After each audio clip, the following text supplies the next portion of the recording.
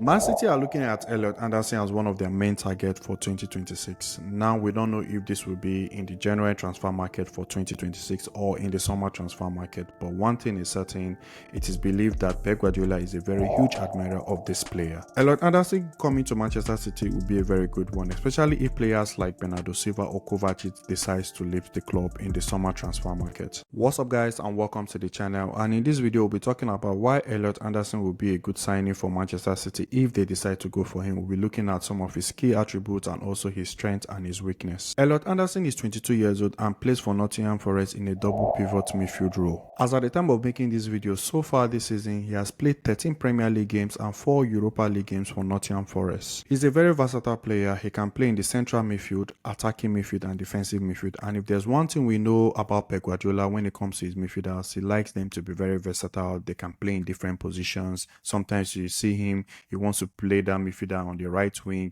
Sometimes he wants the midfielder to play in the number 6 role or in the number 8 role or more in attacking role. So the fact that this guy is a very versatile midfielder is a very good one. So far in his career, he has played 63 games as a central midfielder, 41 games as an attacking midfielder and 22 games as a defensive midfielder. Now let's talk about his strength, and also along this video we'll talk about his weakness as well.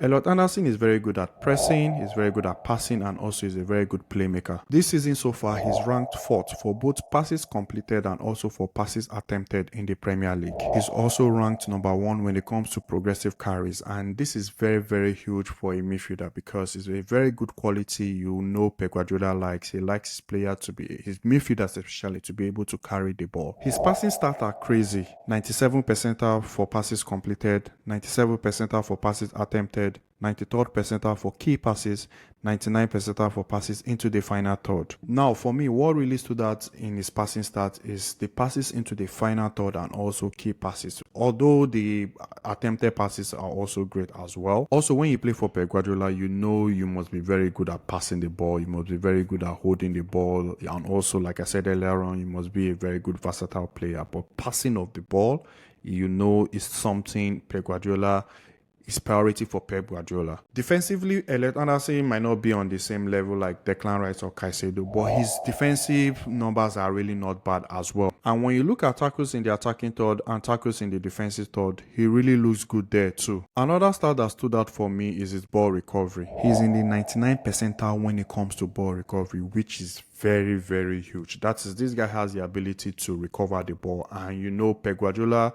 always wants the ball because he believes without the ball you can't do anything. He always wants the ball. He always wants to be the one dominating, having lots of the ball, because he believes once you have the ball, you're able to do more. Now let's talk about his weakness, like I said earlier on. And if you look at the stats here, you can tell he's not really the best at shooting of the ball, and that's, no player has everything, but it could have been very nice if he has the ability to shoot the ball, because sometimes you could get those second balls. Maybe there's a player pulling out the ball and you know you just want to take the shot from outside the box. But one thing you can see from this data here shows that he's really not the best at shooting the ball. But every other thing, when it comes to passing, ball recovery, attempting passes, key passes, he shines in those areas. Now, another weakness I would think he has, for me, it would be, I think, his size. He doesn't really look physical, but then again, he's playing in the Premier League. He has that Premier League experience. He's not, you know, the Premier League, sometimes you need those big, huge player, but he seems like a guy that is just in that smallish sort of category per se. But then again, when you look at the club he's coming into and the manager that he's likely going to be playing for, which is Pep Guardiola, you know, Pep Guardiola likes his players. He likes his players not to be, he likes very smallish players. I don't know why. And you see the likes of Bernardo Silva, Phil Foden in the past, Alvarez, Gundogan. So I don't think that might be a problem for Pep. But I just think if you look at maybe one area where he doesn't really shine, to be that area of he's not really physical, he's not on the big side, and also he's shooting as well. Now let's look at how Man City are likely going to line up if they eventually sign this guy, Elliot Anderson. As you can see here, Nunes. For me, I think I will do this lineup how I would have loved Pep to play the Man City team. And I'm not really a huge fan of Nunes playing right back. Honestly, I'm not really a huge fan. I'd rather have Kushanov. Yes, Kushanov might not be as good as passing the ball and maybe crossing the ball like Nunes, but I'd rather have somebody that is more defensive minded, that has that defensive awareness. But yeah, Nico O'Reilly has been doing very great. He has been doing okay. I can manage him. I don't mind either Nico O'Reilly or Ignuria for left back. But for me, this right back, I'd rather have Kushano. But yeah, Diaz and Josko Vadio playing in that as the two centre back. Let's not forget the best goalkeeper in the world at the moment, Donnarumma. Now, this is Czechia. For me, I think Czechia should be playing more on their right hand side as compared to Savinho. Savinho has really not hit the ground running. This is Doku playing on that left hand side. Doku this season has been exceptional. Now, Nico, just I don't know, Rodri. If Rodri comes back, hopefully Rodri comes back. If Rodri comes back, let's say we have Rodri here and we can have Phil Foden, Elliot Anderson, and Rodri in that midfield three.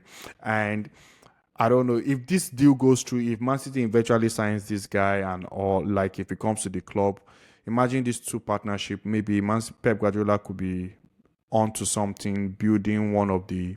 He can go on and build one of the two British best maybe pairing, like playing for the same team, Elliot Anderson and Phil Foden. He's more Phil Foden is really not on that. Phil Foden doesn't really have that defensive awareness. So defensively, he's even way better than Phil Foden when it comes to that defensive aspect. But Phil Foden is more better than him when it comes to attacking. But let's say everything works well, Rodri is fit. We can work with this lineup. If Rodri is not yet back, we can still work with this lineup. We can have him play here with Phil Foden, and also it could be, let's say, him. This can still work as well. So this can work, but for me, the one I would rather prefer for this lineup, it will be this formation. I'm just assuming Rodri is fit. It will be Rodri, Elliot Anderson, and Phil Foden. This is the midfield three I would rather like to work with. Honestly, if everything works well, everyone is fit. It will be Rodri, Elliot Anderson. He has that energy. He knows how to recover the ball. He covers ground a lot. He can go forward. He can pass the ball. He's very good at giving key passes that can actually lead to a goal. Now, Elliot Anderson. For me, I would really like this guy to come to Manchester City. Like I said, especially if the likes of Kovacic and also the likes of Bernardo Silva are leaving the club. But there's one thing I would like to say. If we're going to get this guy, we shouldn't, because I think I saw Nottingham Forest will be requesting the almost £100 million. I don't think it's worth £100 million player. Yes, of course, we know he's young, he has that potential, and there are other clubs going for him. I think Manchester United are also trying to see if they can get him. But I don't think he's £100 million player. I would like, if we get this guy, I won't want us to sign him for £100 million pounds. Honestly, that's it for me, guys. Please do not forget to like, not forget to subscribe, and I will see you in my next video. Thank you very much.